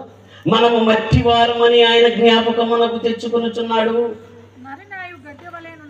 ఆ నరుని ఆయువు గడ్డి వలె ఉన్నది, గడ్డి పువ్వు పూయినట్లు వాడు పూయిను, దాని మీద గాలి వీచగా అది లేకపోవును, ఆ మీదట దాని చోటు దాని నెరగదు. ఇది రా మీ జీవితం అంటున్నాడు. నాకు కోపం వస్తుంది, మట్టివాడు లే అని వదిలేస్తున్నాను రా, బతకరా పో అంటున్నాడు. బతకండి రా అంటున్నాడు. రక్షణ పొందండి అంటున్నాడు. రక్షణ భాగ్యంలో కొనసాగండి. యేసుక్రీస్తు స్వరూపం మీ యందు తెచ్చుకోండి. నా కుమారుడు ఎలా బ్రతికాడో అలా బ్రతకండి. యేసుక్రీస్తు దేవుని కుమారుడని అంగీకరించేవాడు నిత్య జీవము గలవాడు. యేసు దేవుని కుమారుడని ఎవడు ఒప్పుకుంటాడో వాడు లోకాన్ని జయిస్తాడు అంటున్నాడండి. ఎందుకో తెలుసా? మనం యేసు వైపు చూస్తే బ్రతుకుతాం, లోకం వైపు చూస్తే చచ్చిపోతాం అంటాడు. ఇప్పటి వరకు బ్రతికింది చాలు అంటున్నాడు దేవుడు. ఒరే ఇక్కడి నుంచి అన్న మంచిగా ఉండండి, నా పిల్లలుగా బ్రతకండి. నేను పరిశుద్ధుని కనుక మీరును పరిశుద్ధునిగా బ్రతకండి. ఆనాటి సంఘం క్రీస్తు స్వరూపం వచ్చింది. మరి మనలో క్రీస్తు స్వరూపం రాకపోతే మనం బ్రతకలేము. చివరికి ఏమైపోతాం? నిత్య జీవానికి రాలిపోతాం. ఈరోజు దేవుడు నీతో నాతో మాట్లాడాడు. మరలా నేను వస్తాను లేను కూడా దేవుడు సమయం ఇస్తేనే వస్తాం, లేకపోతే రాలేము. ఇంత చలిలో చక్కగా వాక్యం విన్నారు. ఈ రోజు నుంచి అయినా మనసు మార్చుకోండి. నేడే రక్షణ దినము, ఇదే అనుకూల సమయం. నేడు అను దినం ఉండగానే రక్షణ లేని వారు రక్షణ పొందండి. రక్షణ పొందిన వాడు మారు మనసుకు తగిన ఫలములు ఫలించండి. లేదా గొడ్డలి ఇప్పుడే చెట్టు వేరున ఉంచబడింది. నిర్ణయం మనకే చెబుతున్నాడండి. ఆలోచించుకోండి. యేసు దేవుని కుమారుడు, ఆ కుమారుని ద్వారా రక్షణ. దేవుడు ఒక్కడే. ఈ 2 రోజుల సారాంశం మీకు అర్థమైందో లేదు? దేవుడు ఎవరు? దేవుడు ఒక్కడే, ఆయనే యెహోవా. దేవుళ్ళలో యెహోవాయే దేవుడని తెలుసుకోండి అని అంటున్నాడు. మీరు తెలుసుకోవాలి. మీరు వినలేదా? మీరు చదవలేదా? భూదిగంతములను సృజించిన యెహోవాయే దేవుడని మీకు తెలియలేదా? యెషయా గ్రంథంలో మీకు తెలియలేదా? మీరు చదవలేదా? మలాకి ఏమన్నాడు 2:10? మన అందరికీ తండ్రి ఒక్కడే కాడా? ఒక్క దేవుడే మనల్ని సృష్టించలేదా? యేసుక్రీస్తు అంటున్నాడు, మీ దేవుడు నా దేవుడమ్మా. ఆయన నిన్ను నన్ను మనందరినీ మీ అందరినీ కాపాడటానికి నన్ను పంపిన ఆయన ఎవరో తెలుసా? మీకు దేవుడు నాకు దేవుడమ్మా, మీకు తండ్రి నాకు తండ్రి అమ్మా అని ఎవరితో అన్నాడు? మగ్దలేని మరియతో అన్నాడు. సిలువలో నా దేవా నా దేవా నా చెయ్యి ఎలా ఇచ్చితివయ్యా అంటున్నాడు. భూమి మీద ఉన్నప్పుడు మీరు ఎవరిని తండ్రి అనద్దు, మనందరికీ ఒక్కడే తండ్రి. ఆయన పరలోకమందు ఉన్నాడు అని అంటున్నాడు. ఆ తండ్రిని పేరు పెట్టి పిలవద్దు. ఆయన ఎవరంటే భూదిగంతములకు అందరికీ యెహోవా దేవుడని ఆయనకు పేరు. అంత గొప్ప దేవుడిని కలిగిన మనం యేసుక్రీస్తును పంపి మనం రక్షించాడు. ఆ రక్షణ భాగ్యాన్ని పోగొట్టుకోకండి. ఎవరికి మీరు చెప్పిన దేవుడు ఒక్కడే, యేసు దేవుని కుమారుడని ఈ రక్షణలో ఉండండి. నిత్య జీవాన్ని స్వతంత్రించుకోవాలని మిమ్మల్ని హెచ్చరిస్తూ, ముఖ్యంగా నన్ను నేను హెచ్చరించుకుంటూ ఈ మాటలు ముగిస్తున్నాను. ప్రార్థన చేసుకున్నాను. పరిశుద్ధుడు అయిన తండ్రి, దయగల దేవ, కృప కలిగిన తండ్రి, నాయన వినుట వలన విశ్వాసం కలుగును, ఆ మాట క్రీస్తు వలన కలుగును మీరు రాయించారు. నాయన విన్న మేము రక్షణలోకి వచ్చాము. రక్షణలోకి వచ్చిన మేము ఎలా బ్రతకాలో, ఎలా బ్రతికితే యేసుక్రీస్తులా మేము ఈ లోకాన్ని జయిస్తాము, కొన్ని మాటలు మేము ఆలోచించుటకు కృప చూపినందుకే స్తుతిస్తున్నాం తండ్రి. నాయన నిత్య జీవం కొరకు నీ పిల్లలు ఎందరైతే వచ్చారో వారందరినీ నీ కృప చేత కాపాడండి. నాయన మారు మనసుకు తగిన ఫలాలు ఫలించకపోతే ఇప్పుడే గొడ్డలి చెట్టును వేరునుందని మీరు ఎన్నో మాటల ద్వారా మమ్మల్ని హెచ్చరిస్తున్నారు. నాయన తండ్రి శిక్షించు కుమారుడు, తండ్రి ప్రేమించు కుమారుని శిక్షిస్తారన్నట్టుగా మమ్మల్ని శిక్షించే ఈ మాటలతో మమ్మల్ని మేలుకొల్పినందుకు స్తుతిస్తున్నాం. విని విడిచిపెట్టి వారం కాక నాయన వాక్య ప్రకారంగా బ్రతికి వివన్న మహాలోకం చేరేంత వరకు యేసు దేవుని కుమారుడని ఈ స్వార్థను మీరు ఆయన లేపినట్టుగానే మమ్మల్ని కూడా లేపుతారని ఈ స్వార్థను అనేకులకు చెప్పి కొద్దిమందినైనా అగ్నిలో నుండి రక్షించే భాగ్యాన్ని మా అందరికీ అనుగ్రహించమని నాయన ఈ 2 రోజుల సభల నిమిత్తం నీ కుమారుడు పడ్డ ప్రయాసకు తగిన ఫలమును అనుగ్రహించండి. రక్షణ లేని వారిని నాయన రక్షణలోనికి తీసుకురండి. ఎన్న నీ బిడ్డలను నాయన మారు మనసుకు తగిన ఫలాలు ఫలించాలని కృప చూపండి. నాయన ఈ మీటింగుల కొరకు ఎందరైతే పరోక్షంగా ప్రత్యక్షంగా శ్రమపడ్డారో, కష్టపడ్డారో, మరి వారందరికీ నాయన ప్రతిఫలాన్ని అనుగ్రహించండి. ఇదిగో ఇక్కడ కూర్చున్న బిడ్డలను నాయన వారి హృదయాలను కదిలించి ఆత్మ ఫలాలతో నాయన ఈ భూమి మీద బ్రతుకుటకు కృపను అనుగ్రహించమని. చలిలో కూడా నాయన నీ బిడ్డలు నీ మాటలు విన్నారు. వీరిని విడిచిపెట్టి వారుగా ఉండక ఈ మాటలు వారిని నిత్య జీవానికి నడిపించుటప్పుడు కృపచూపమని మిమ్మల్ని వేడుకుంటూ ప్రాధేయపడుతూ నాయన వేదిక మీద ఉన్న నాయన నీ దాసులను కూడా జ్ఞాపకం చేసుకోండి. నాయన నీ పిల్లలు ఇంకా ఇలాంటి పరిచర్యలో ఎక్కువ పాల్గొంటూ నాయన నీ స్వార్థను ప్రకటించే బిడ్డలుగా సహకారులుగా ఉండుటకు కృప చెప్పండి. ప్రతి వారి కుటుంబాన్ని నీ దయగల రెక్కల కింద చల్లగా కాచి కాపాడమని నీ ప్రియకుమారుడు, ఈ లోక రక్షకుడు, మనుషులందరికీ ప్రభు అయిన యేసుక్రీస్తు వారి అతి శ్రేష్టమైన నామములో ప్రార్థన అడిగి వేడుకుంటున్నాను పరమ తండ్రి. మా అందరికి వందనాలు. హల్లెలూయా. దేవుని నామానికి మహిమ కలుగును గాక. ప్రియమైన దేవుని సంగమా, జగ్గయ్యపేట నుంచి ఎన్టీఆర్ జిల్లా నుంచి మన మధ్యకి దేవుడు రాంబాబు సార్ని నడిపించడము, నిన్న ఈరోజు 2 దినాలు మన మధ్యన విశ్వాసము, రక్షణ, నిత్య జీవమునకు పువ్వు మార్గం, ఈ వీటి గురించి అయ్యగారు చాలా చక్కగా వివరించారు. సార్ మీకు మా భాస్కరాపురం ఏబిఎం సంఘ పక్షాన నిండు వందనాలు చెప్పుకుంటున్నాం సార్. మంచి వాక్యాన్ని అందించారు.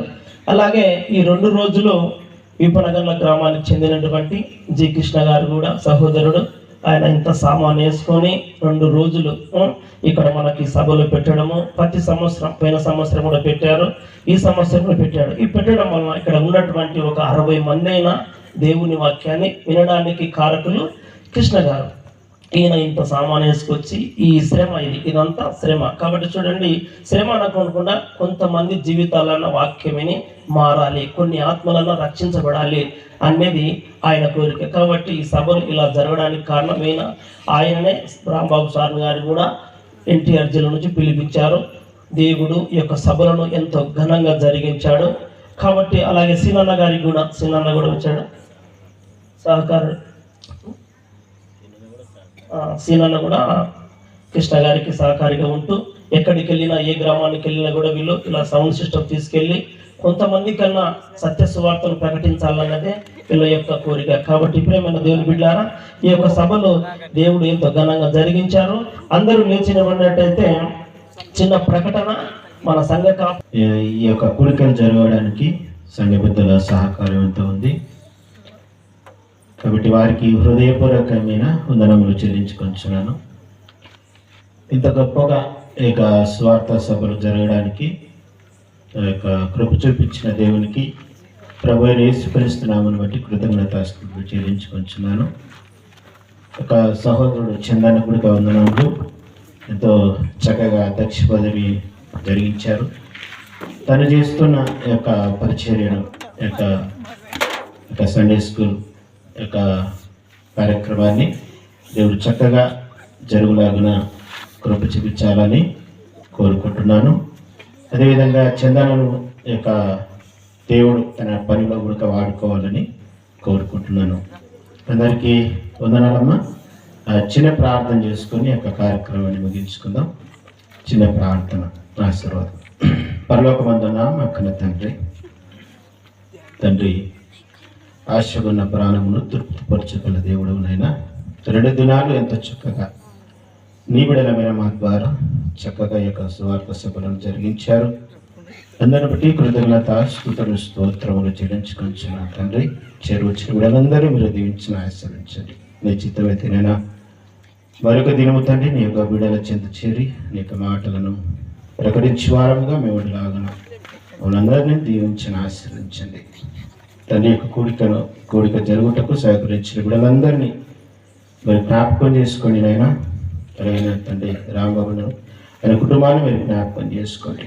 తను ఏ రీతిగా నిలబడ్డాడంటే నువ్వు చెప్పిన ప్రేమ కృపణ నా తండ్రి. అలాగేనైనా తను చేస్తున్న పరిచయను మీరు జ్ఞాపకం చేసుకొని ప్రార్థిస్తున్నాను తండ్రి. స్తోత్రమైన సహకారిగా రాంబాబుని మీరు జ్ఞాపకం చేసుకోండి. చందనాన్ని మీరు జ్ఞాపకం చేసుకోండి నాయన. నా తండ్రిని కొందనాలు సంఘ పెద్దలందరినీ మీరు జ్ఞాపకం చేసుకోండి. గ్రామం ఉన్న ప్రతి విడని మీరు జ్ఞాపకం చేసుకోమని తండ్రి. సమస్త మహిమ ఘనత ప్రభావం మీకే చెల్లిస్తున్నాను. మేము తిరిగి వినమై ఉండగా తండ్రి మా యొక్క ప్రయాణం అంతట్లో మా యొక్క రాకపోకలందు కాపుగా ఉంచండి అయినా తండ్రి. మీ ఖచ్చితాన్ని మహిళలు జరిగించారు, అందులో స్తోత్రం అయినా. ఈ యొక్క ప్రార్థన విన్నపములు తండ్రి మా ప్రభును మా రక్షకుడైన మీకు ప్రియకుమారుడైన యేసయ్య పరిశుద్ధ నామను బట్టి ప్రార్థించి వినయముగా అడిగి పెడుకొని పొందినాను మా కన్న తండ్రి. ఆమేన్. తండ్రి అయిన ప్రేమ, కుమారుడైన యేసుక్రీస్తు కృప, పరిశుద్ధాత్మని అన్ని సవాసం చేరువచ్చిన మనకందరికీ నీ సదాకాలం తోడి నడిపించుగాక. ఆమేన్, ఆమేన్. అందరికి వందనాలు. God bless you. చదివి ఉన్నప్పటికీ ఎంత చక్కగా వాక్యం ఉన్నారు. అందరికీ మరొకసారి వందనాలు. God bless you.